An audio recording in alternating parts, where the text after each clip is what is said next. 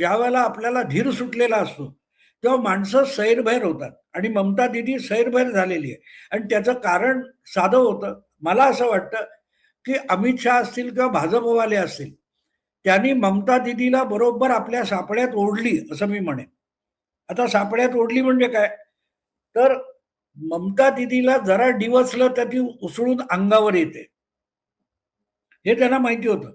त्यामुळे जो बंगालमध्ये इश्यू नाहीये, निवडणुकीचा इश्यू नाहीये, मुद्दा नाहीये, तो ममताला बनायला लावला, तर ममता चिडून त्यामध्ये ओढली जाईल आणि ती तावातावाने त्याच्या मागे इतकी धावत जाईल की आपल्याला मद्रासला जायचं विसरून ती दिल्लीच्या दिशेने धावत सुटेल, हे त्यांना माहिती होतं.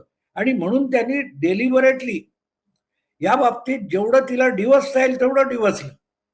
आणि ममता दिदी मला वाटते 4-1 महिन्यापूर्वी बोलली होती की अमित शहाने जे जाळं फेकलेलं आहे त्याच्यात मी अडकणार नाही, पण ती नेमकी स्वतःच्या पायाने त्यात चालत गेली. तिने हाच इश्यू एवढा मोठा केला की कोर्ट कचेऱ्या, निवडणूक आयोगावर आरोप, हे ते करत करत करत इतकं चाललं होतं.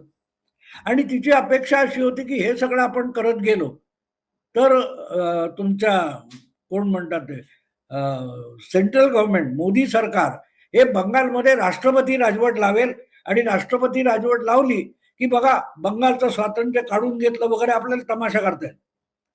पण बीजेपीने ते अंगाला लावून घेतलं नाही. मोदी आणि शहा यांनी अतिशय सावधपणे आणीबाणी तो राष्ट्रपती राजवट न लावता, तिथे राष्ट्रपती राजवट लावण्यासारखी परिस्थिती निवडणूक आयोगावर आणली.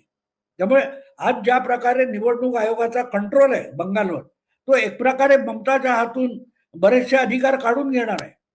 म्हणजे हा सगळा आटापिटा जर ममतानी केला नसता तर त्यापेक्षा निवडणुकीत मतदारांकडे गेल्या असत्या तर मला वाटतं त्यांना फायदा झाला असता.